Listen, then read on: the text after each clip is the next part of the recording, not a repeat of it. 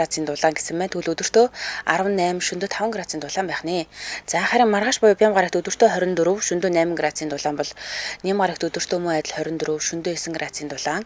Даваа гарагт хамгийн их хар цөхрөл хамгийн их хөрлийг амлсан улс зөвлөлт холбоот улс. За тэр утгаараа зөвлөлт холбоот одоо юу хүү? Одоо нэлийн сүртэй байдлаар тэмдэглэдэг ийм бараг ачаал өгдөг. Тийм.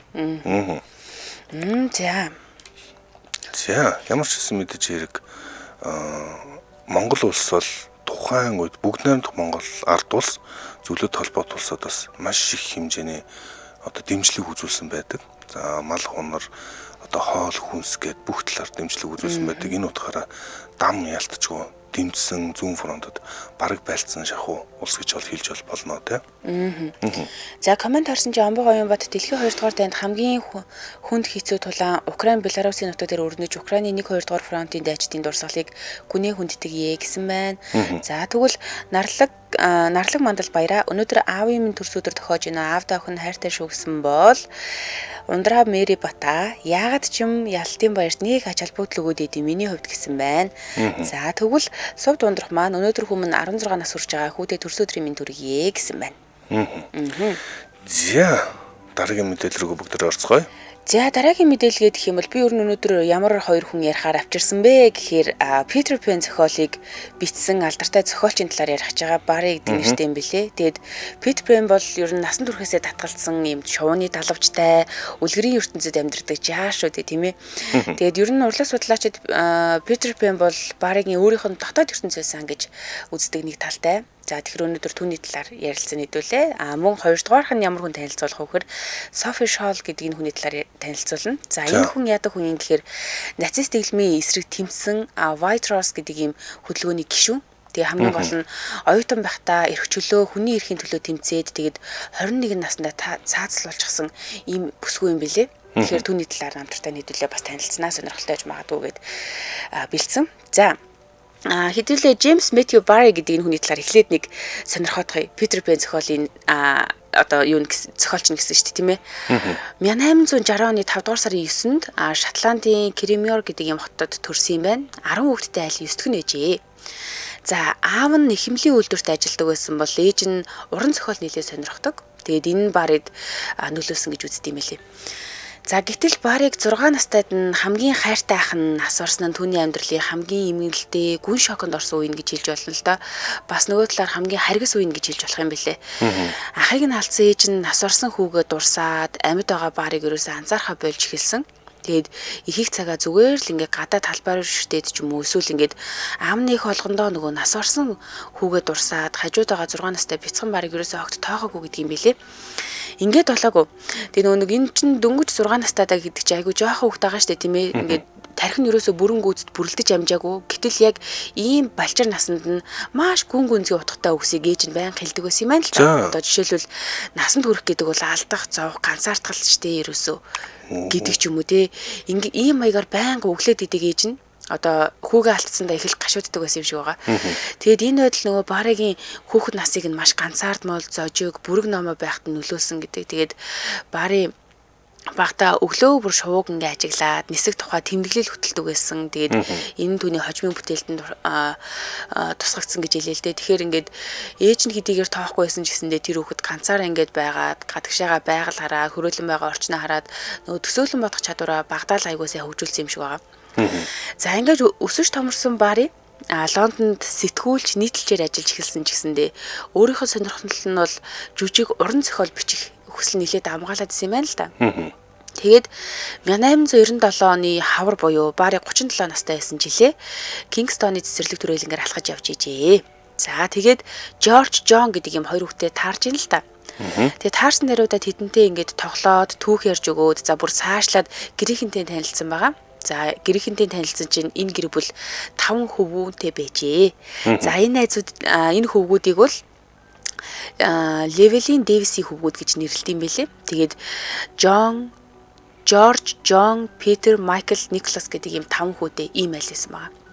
За тэгээд эдний гэр бүлтэй танилцсанаас хойш Бари тэдэнд зориулаад ингээд үлгэр ярьж өгөхөөс гадна үлгэрийг бичдэг болсон. За тэгээд эхлээд Бяцхан цагаан шувуу гэдэг ийм үлгэрийг 1902 онд бичиж л дээ. За дараа нь 2 жилийн дараа 1904 онд алдарт нөгөө Питер Пен гэдэг энэ бүтээлээ тойрвсон. Тэгээд энийгээ тайзан дээр жүжиг олж тавьсан юм билээ. Тэгээд энэ жүжиг нь болохоор асар их амжилт болсон тухай тийм.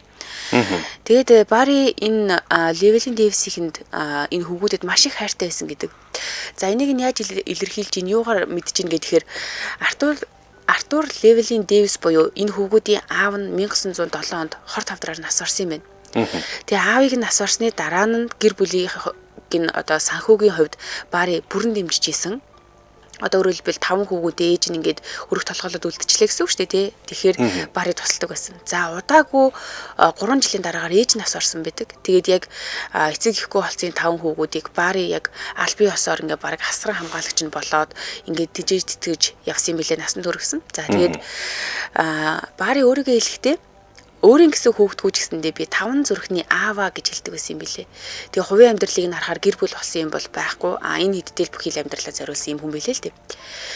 Гэтэл нөгөө 5 хүүгүүний нэг болох Майкл нь 20 настайдаа далайд живээд амиа алдсан юм билээ. Тэгээд энэ бол Барригийн хувьд бол маш том уй гашуу болсон гэж хэлж болно. Ер нь багаасаа ингээд ахыгаа ч алдаал, ээж аавыгаа за тэгээ сүүлдээ хайртай байсан одоо энэ дотны гэр бүлийнхаа эхнэр нөхрийг алдаад сүүлдээ бүр ингээд энэ Майкл гэдэг хамгийн дотны хүний алдахад хүрэж байгаа. Тэгээд энэ хүүг алдсан нь яагаад түнд бас маш их ингээд юм сэтгэлээ шархуулад исэн гэсэн Питер Пенний зүрх сэтгэл нь Барри байсан юм а гэж хожим өрөөд урсан байт юм байна л та. Ер нь Питер Пен гэдэг энэ зохиолыг бичихдээ 4 болгон дээр за энэ бол тэр шүү, тэр бол тэр шүү гэд ингээд онооцсон байсан юм байна. Тэгэхээр Питер Пенний зүрх сэтгэл нь Майклтай нэлээд төстэй буюу Питер Пенний тэр гаргаж байгаа зан аашийг нь Майклаар төсөөлж өөрөө бичдэг байсан юм байна. Бичсэн юм байна л та. Тэгэд Барригийн бас нэг онцлог гоё зүйл нь юу байна гэхээр ер нь энэ айгуу тийм хүнлэг сэтгэлтэй хүн байсан юм шиг байгаа. Питер Пен бол хүүхдийн ном тиймээс бүх орлогод хүүхдэд зориулагдах ёстой гэж үзээд өөрийн зохиолынхон бүх эрхийг Лондоны Great Ormond Street гэдэг юм хүүхдийн эмнэлэгт хандвалсан юм байна. Тэгэд яг энэ одоо үйлдэлийнх нь ачаар эмнэлэг олон жил доктортой санхүүжилттэй ажилласан гэж байгаа олон хүүхдүүд эрүүл мэндэд тус тэмээ хүргэж чадсан. Тэгээ Барри 1937 онд 77 наснда нас оржээ.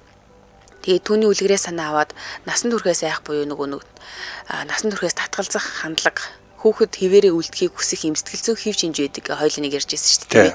Энийг нөгөө Питер Пенний синдром гэдэг гээд. Тэгсэн энэ нэр томьёог ер нь ингээд судлаад үзсэн чинь 1970-аад онд Испани сэтгэл зүйч анх энэ ийм онцлогтой хүмүүсийг ажиглаж Питер Пен гэдэг юм нэрийг ашиглаад тэгээд дараагаар нь 1983 онд доктор Дан Кайли гэдэг юм нэртэй нэлээд юм алдартай судлаач Питер Пен синдром болон насанд хүрдэггүй эрчүүд гэдэг юм ном бичээд тэгээд энэ номоор дамжуулаад Питер Пен синдром гэдэг энэ синдром нэлээд олонд танигдсан юм байна. Ийм түүхтэй. Тэгээ Питер Пентэй холбоотой бас нэг нөгөө жоохон харамсалтай түүх яваад байдаг нь ямар түүх гэдэг лээ. Юу яадаг лөө нөгөө өөрийгөө нөгөө нисдэг гэж бодоод өндөр цамхаг дээрээс үсэрсэн гэдэг нэг юм харамсалтай юм байх шиг байдаг тийм. Дуурайж байгаа дөө. Тийм дуурайж байгаа. Тийм үү. Би сонсож байгаагүй юм байна. Тийм түүх байдаг санагдаад ах юм. За түүний хувьд ийм намтартай байна. Зэм манай өнөөдрийн дэлхийд өнөөдөр нэвтрүүлэгтээ хайртай хүмүүсийн төлөө эрүүл байгаар ороод интернет эмнэлэг хамтран ажиллаж байна. За интернет эмнэлгийн хувьд улаан хоолой, ходоод, бүдүүн гэдээс уушиг, хөх, голтын эргэтэн, илэг цэснээр булчир ингээд гүрийгэд байдаг тал байгаад байдаг. Ууг нь бол энэ чинь ерөөсөө л өөрийнхөө биеийг хайрлаж сурах тийм. Ухаанд бүгдээрээ суралцах хэрэгтэй гэж одоо би бодоод байна. Тэгээд тэрний бас нэг ингээд нэг том зүйл нь ингээд эмнэлгээр очих бол бүгдээрээ юм айцтай очдог. Би ч гэсэн бас тийм байдаг л та. Одоо ингээд цаа эмнэлэг очихоор ингээд нэг жоохон орчин муухай ч юм уу ингээд байгаад байдаг. Гэтэ нөгөө нэг тийм гоё орчин байвал тэр чинь ингээд өөрөө биеийг сэлбэж юм ч гэдэг юм өөрөө биед хөрөнгө оруулж юм шиг мэдрэмж төрүүлдэг тийм орчин байвал энийг бас хобби болгож болох юм биш. За яг тийм орчинг миний бодлоор интернет эмнэлэг бүтээж ийн гэж боддог. Очоод шинжилгээг өгөхдөө тэрэндээ сэтгэл хангалуун зарлаг гарчлаа биш. Би ирээдүйдээ хөрөнгө оруулж ийн, би эрүүл мэндэ гарч, би махан бие хайрлж ийн гэдэг тэр мэдрэмжийг өгөх орчин хэрэгтэй болдог. Монголд яг ийм орчныг цогцлооч чадж байгаа хамт олон бол интернет эмнэлэг гэж боддог. Тэгэхээр интернет эмнэлэг бол энэ хавдартай холбоотой бүх онцлогоо цогц үйлчлэгийг нь ярьж байгаа. Хавдар гэдэг бол зөвхөн гонц онцлогоо биш, зөвхөн гонц одоо операц биш те. Одоо мэс засал биш, үнтэй холбоотой зөвлөгөө, шинжилгээ, хооллолт гэх мэт олон зүйлийг хамсруулдаг. Тэгэхээр Сая би нөгөө нэг 3 сая ахуулгатай эмчтэр очиод уулзсан чинь намайг миний хошиг төрөлхийн их гэж юм л да. Төрөлхийн ийм бөөрийн ийм асуудалтайсэн байгаа байхгүй.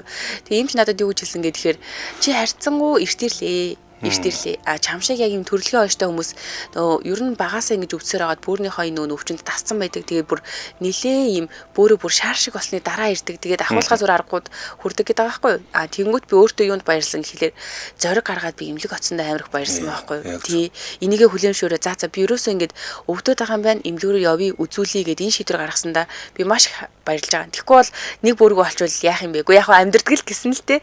А гэхдээ тэр чинь бас хоёр байгаа юмыг хоёроор нь л байлгачмаар штэ. Ой. Зэрлээ амьдрал багтаа гэдэг. Яаж ч удаа эрүүл мэнд хамгийн бидэнд үнсэнд зүйл. Тэгээ зүгээр би юу гэж бас сонсогчдоо уриалмаар байна гэхээр хайртай дотны хүмүүс тань ингээд зүгээр л ингээ хүрээгээд идэв юм шүү дээ. Яг би энэ түүхийг яагаад яриад байгаа гэхээр миний ээж бас яг ордодны орт авдраанаас орсолтой. Тэгээд тэр үеийн хүмүүс манай ээж аав нар чинь бүгдээр нэг юм гүргэр өвчсөн ч өвдөөгүй юм шиг тэгэл нэг терапевт юм уу нэг юмар харгалал ингээл яваал болно гэл ингээд зүтгээд идэг. Аргагүй хэцүү амьдралыг дуулсан болохоор ч юм уу тэрийг ингээд нэг зүрхүүдийн зангаараа дуулсан. Гэхдээ одоо цаг үе өөр болсон. Бид нар эрүүл мэндэд анхаарах тийм соёл хөвшүүлэх хэрэгтэй болж. За тэгээд дээрэс нь хамгийн гол нь ийм орчин бий болсон гайхамшигтай сайхан байна. Одоо яг ингээд очиод үйлчлүүлээд нэрэл шинжилгээг өгөө 50 цэвэрхэн аятайхан харилцаатай ийм орчинд нь очиод үйлчлүүлээд аавна гэдэг бол нэгэн төрлийн тансаг нэгэн төрлийн хамгийн том хөрөнгө оруулалт мөн. Яа тэгэлгүй яах вэ? За тэгэхээр интернет CGMN гэсэн вебсайтлаа та бүхэн хандаарай. Интернет CGMN гэсэн вебсайтаар дэлгэрэнгүй маш нарийн мэдээллүүд байгаа. Интернет Hospital Mongolia гэдэг англиар бичиж тавиул Facebook пэйж нэгээ дэлгэрэнгүй мэдээлэл авахаас гадна бидний одоо энэ нэвтрүүлэгтэй хамтран ажиллаж байгаа эднийхийг дэмжиж лайк дараарай. Мэдээж хэрэг утсаар мэдээлэл авъя гэвэл за цаг захиалыг бол 77-11 11 11 гэдэг дугаарлаг залгадаг. 77-11 11 11. За баярлалаа манай нэвтрүүлэгтээ хайртай хүмүүсийнхээ төлөө эрүүл байгаарай гэсэн маш гоё уриатайгаар интернет эмнэлэг хамтран ажиллаа. Баярлалаа. Баярлалаа. Зя дэлхийд өнөөдөр нэвтрүүлэг үргэлжлэж байна. Би дараагийн түүхээр нэгэн хөгжилтэй гэх юм уу гоё түүх олцноо. Тэгээд Гай Гома гэдэг ийм залуугийн тухай. За энэ Гай Гома гэдэг залуу бол BBC-ийн түүхэнд хамгийн том ТV бомб гэдэг тийм яриа гэж тооцогддог юм байна. ТV бомб. ТV бомб гэж сонсч ирсэн үү? Сонсч байгаагүй. Ямар тэгэхээр ТV бомб гэж дэлбэрэлтүү юу бүгдээрээ тэгж сонирхож байгаа. Бүгдээрээ бас нэг эргээд сонирхцгоё. За энэ ийм очиртай. 2013 онд Гай Гома гэдэг Конго гаралтай залуу. BBC гэдэг за Британий хамгийн том, за дэлхийн хамгийн том хэвлэл мэдээллийн байгууллага гэж хэлж болно. За тэгэхээр BBC-гийн Лондон дахь байранд нь очиж Конго гаралтай байна. Африк гаралтай залуу ажлын ярилцлаганд орох гэж ирсэн юм байна. За ажлын ярилцлаганд орж ирэхээр за тэгэл эн чинь ингээд нэг том сүртэй том компани шүү дээ. BBC орчоод ингээд ресепшн дээр лоббид хүлээлгдэг шүү дээ. Бүгд ингэ хүлээгээд бас жоохон сандарсан юм байна. Тэгээд эн чинь IT-ийн зорилт. IT гэхээр одоо манай энэ сүлжээ, кабель энэ болгоныг зохицуулдаг тийм ажлыг горлол ирсэн. Тэгэл хүлээжсэн чинь ресепшн нөөрх нэрийн дуудлаа. За тэгэл нөгөөд чинь яваад ороод нэг сонин өрөөлөд дагуулж орол харанхуй өрөөлөө байж байгаа л гинт гэрэл асаасан чинь шууд нэвтрүүлэг явуулсан. Бурхан. За одоо манай найр хэлэгчийн бичлэгийг үзүүлж байна. Гай Гомогийн түүх. Энэ ямар хөөрхөн хөгжилтэй юм бэ? Бүр гайхаад шүү дээ. Гай Гомогийн түүх BBC-гийн түүхэнд хамгийн том ТV бомб буюу ТV бомб гэж үг хэлдэг вэ гэхээр за ингээд телевизээр шууд эфирээр төлөвлөөгүй зүйл болохыг ТV бомб гэж нэрлэдэг байхгүй юу.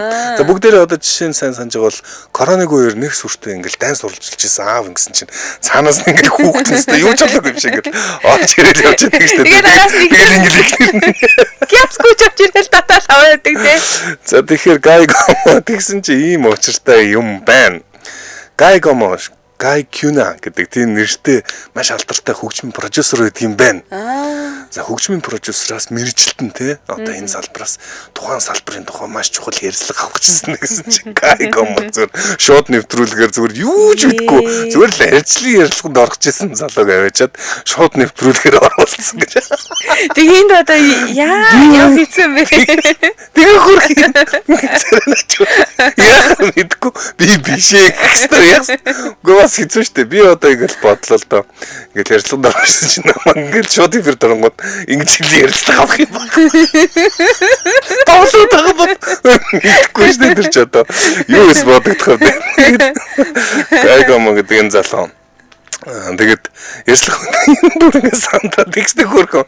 За яг ингээд эфир эхлэнгүүт нь гайгомо яаж байгаа гэхээр бас хөрхөн хариулаад байгаа. За та ингээ өөрийгөө танилцуулаад яаж энэ дэж идэх чи би зүгээр энэ юу гэдэг айгу аятах ярих гэж оролдож байгаа. Харж ирээд л ойлгосон гэж байна. За ингээд гайгомогийн түүх бас ягаад хөгжилтэй вэ гэхээр ерөөсөө ингээд шууд эфир явж байхад тэр нөгөө телевизийн ажилтнууд нь мдээгүй одоо энэ хүнийг юм ямар ч хамаагүй хүн гэдэг мэдээгүй бууж ирсний дараа нь тэгээд ингээд баг үдсэн хүмүүс нь ч ойлгоогүй юу болоод өнгөрч ойлгосны дараа энэ 5 сарын 8 болсон үйл явдал хгүй гайгомогийн.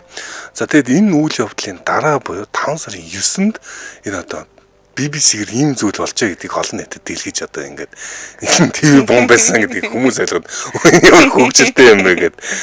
Тэр жилжингээ Британи даяар ер нь BBC чинь дэлхийн хамгийн том гэж явдаг. Дэлхийд даяар ийм хөгжилтэй үйл явдлыг гэрч болцоож ирсэн юм байлээ. Шууд нэвтрүүлгийн үеэр санамсаргүй байдлаар тий.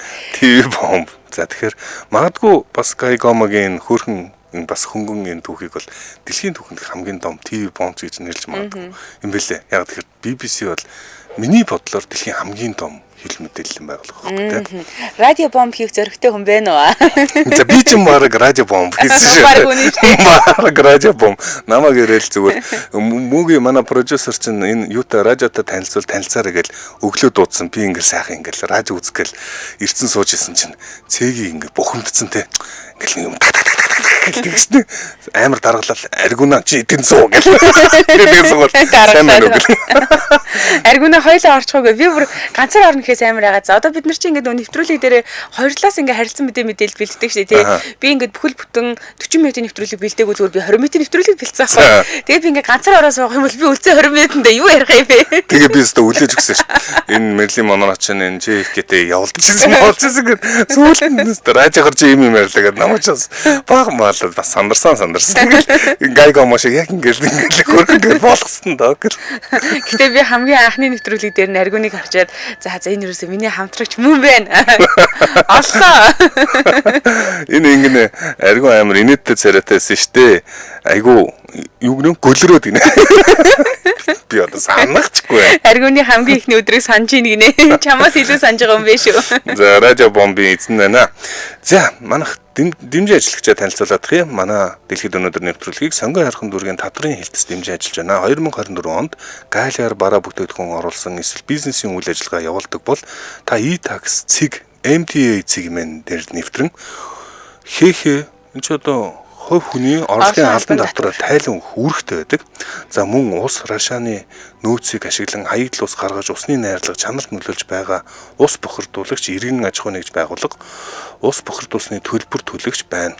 За иймд тад ус бохирдуулсны тайлангаа дараа улирлын эхний сарын 20-ны дотор тайлгнах үүрэгтэй байдгийг сануулж байгаа юм байна. Сонгон хархан дүүргийн татврын хэлтсээс дэмж ажиллаа баярлаа. Баярлаа. Тэгээ бодоод исэн чи би өөрөө ч гэсэн радио бомб юм байна.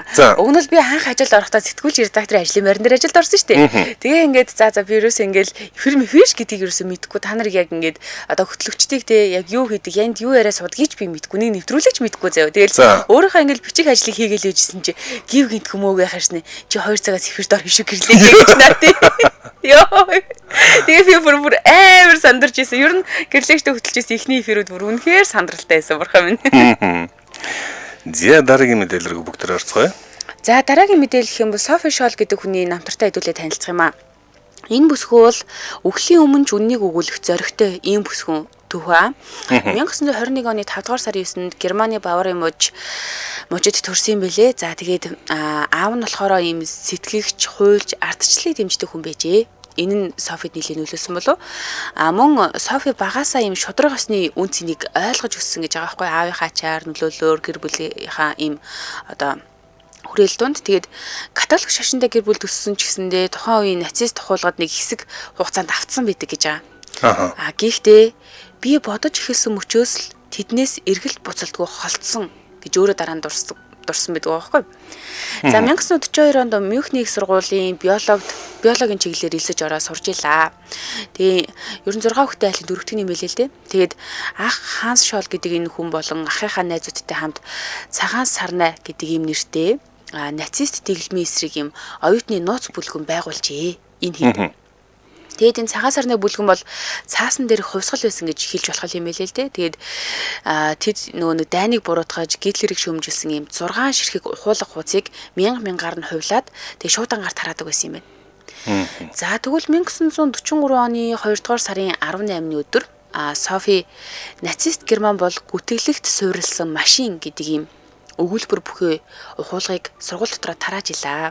За гэтэл 4 хоногийн дараагаар нацист Германы ардын шүүх тэднийг төрийн эсрэг хэрэг хийсэн гэж ялалсан байдаг. Тэгээд 1943 оны 2 дугаар сарын 22-нд буюу баригдсанаас ерөөсөө 4 хоногийн дараа цаасаар авах ялыг шууд гүйцэтгсэн байт юм билээ. Өөрөөр хэлэх юм бол энэ 1944 оны 2 дугаар сарын 18-ны энэ өдөр Софигийн хувьд бол яг баригдсан өдөр гэж хэлж болно л доо сургууль дотор хуулга тарааж байгаа баригдсан. Тэгээд эннээс хойш 4 хоногийн дараа цаазлуулсан байдаг юм билээ. Тэгээд Софи Шолын цаазын өмнөх үг нь үнэхээр тийм хөргмээр үг байсан л да. Ер нь нэлээ урт өгүүлбэр байсан. Гэхдээ та нарын энэ өдрөөс хойш амьдрал ямар байхыг би төсөөлж чадахгүй байна. Бидний бичиж үлдээсэн үгс үнэн байсан гэдгийг цаг хугацаа батална гэж хэлсэн байдаг юм байна лээ.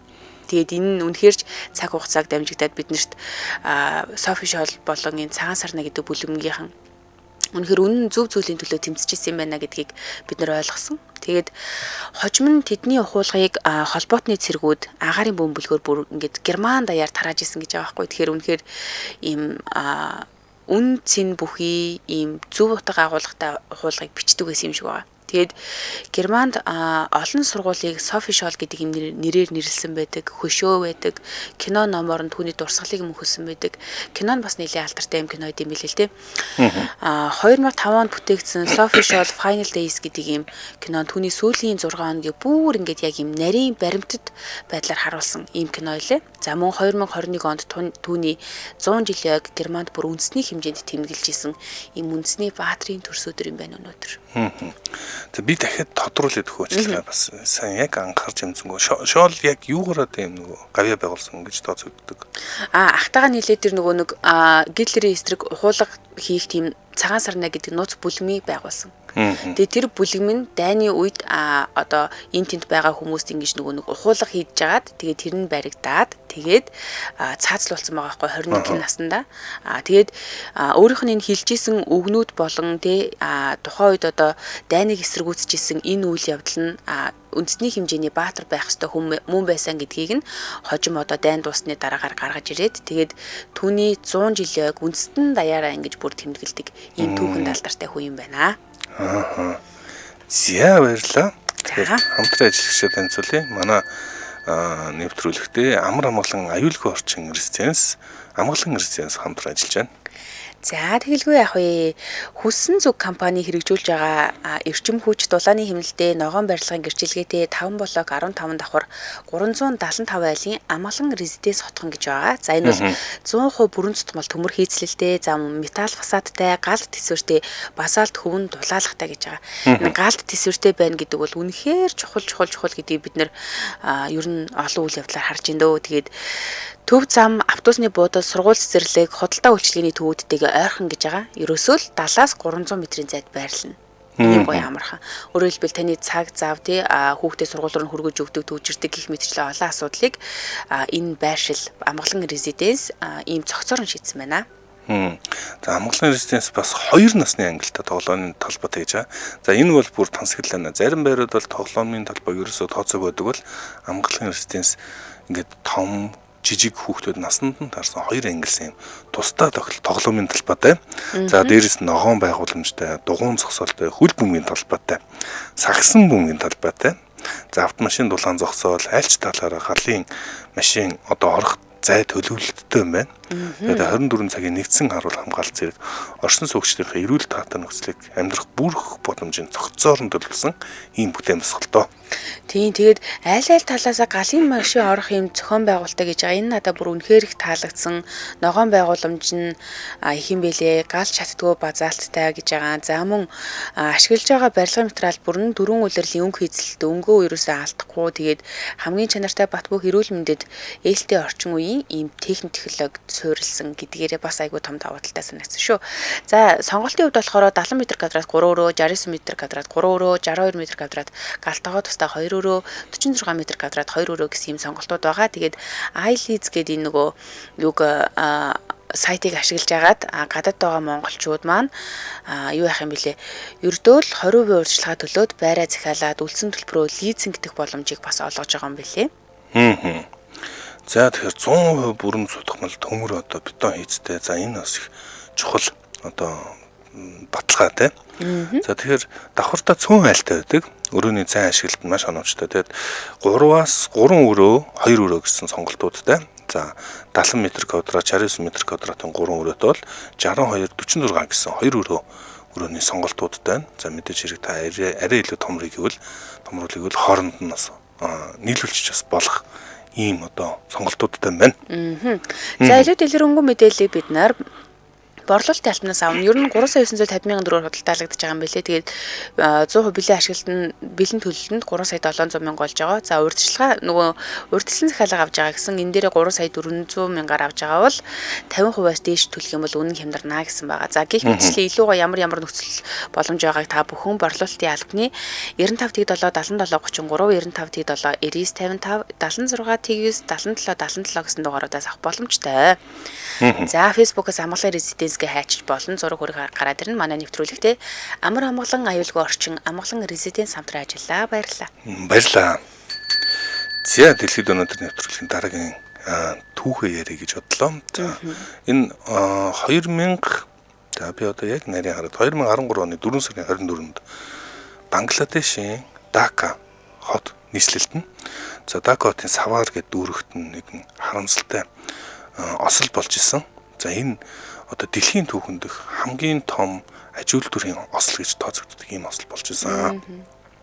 За яасан бэ гэхээр энэ одоо офисын зорилттой 5 давхар барилга дээр Бангладеш чинь ядуу улсаа тэгээд бас хууль дүрм маш бага гэдэг юм байна. 5 давхар барилга дээр 3 давхар нэмж бариад за тэдэр дотор нь юм оёдлын үйлдвэрүүд ажилладаг гэсэн. Хэдэн мянган оёдлын үйлдвэр. За бүгдэрийн сайн мэддэг fast fashion буюу хувцсыг за ялангуяа юм нөгөө ийм хөл бөмбөгийн чинь заавал гараар ойд юм билээ шүү дээ. Машинаар хийж болдгоо. Гар аргаар хийдэг. Ийм гар аргаар хийдэг, цалин хөлс багтай ийм газруудад энэ үйлдвэрүүдийг оёдлын үйлдвэрүүдийг байрлуулдаг. За ойролцоогоор сард $50, $50-60 гэж байна. За Монгол мөнгөний шийдвэрлэх 300,000 төгрөг юм уу те. 300-400,000 төгрөг авцал юм шиг. Сарда. Тэр бүгд тэрс харьцуулаад үзвэл бас тэрний төлөө ингэж өвхөлтөд ажиллах хүмүүс Бангладешт олон байд юм байна. За ингэж маш олон хэдэн мянган хүмүүс энэ барилгад амьдарч исэн. Тэгээд ажиллаж исэн. За ингэж нуурсан. Нураад 1100 хүн ерөөсөө нас орсон байдаг. Тэр дороо. Тэгэд нэг доор 1100 хүн ийм үйлдвэрийн барилгын ослоос олж нас орсон тийм тохиолдол бараг байдгүй юм билээ. За тэгэд энэ дотор нь ихэнх ажиллаж исэн хүмүүс нь залуу охтууд байсан байгаа. Одоо дөнгөж насанд хүрсэн хүүрээгүй юу? Ямар харамсалтай юм бэ? Ингээд оёдлчод амьдарч исэн. За тэгэд эднээс ер нь бас их олон асуудлыг энэ үйл явдал нээсэн гэж хэлж болно л доо. Гэхдээ өнөөдрийн манай ярих чаа сэдв бол нэг баатар байгаа. Гол дүрийн баатар холбоотой ярина.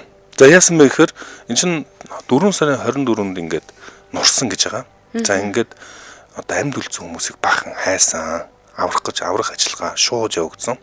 За тэгэд эхний хэдэн өдрөө л 2500 хүнийг авраад тэгэд бэрцэн гэмц бах хүмүүсийг авраад ингээд ерөө нэг хэсэгт чимэг болсон аврах ажиллагаа зогсоох төгсөн бэстэл 5 сарын 9-нд нэгэн чимээ аврагчид сонссон байгаа юм. За ингээд одоо яг энэ нуранган доор 17 хоногийн турш амьд байсан охин амьд гарч ирсэн. За түүний нэрийг бол Решма Бегүн гэж нэрлэдэг. 19 настай тийм одоо эдэлж охин байсан байгаа юм.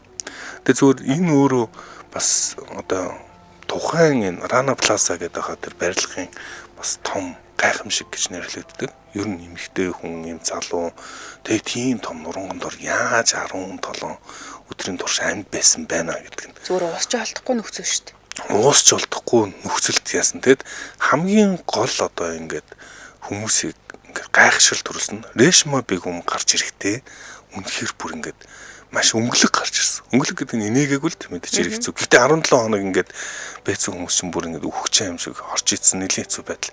Reshma Begum бүр санаанд оромгүй тийм сайн нөхцөлтэйгээр амьд үлдэж чадсан. За тэгээд яаж амьд үлдсэн бүгдээр сонирх. Reshma Begum 2 давхарт юу хийж ирсэн юм бэ? Яг ажиллаж исэн тухайн нуранх болох үеэр за тэгээд том арматур гэж яриад байгаа шүү дээ. Арматур төмөр нь ингээд хоорондоо хаяа ингэж яадаг юм байна.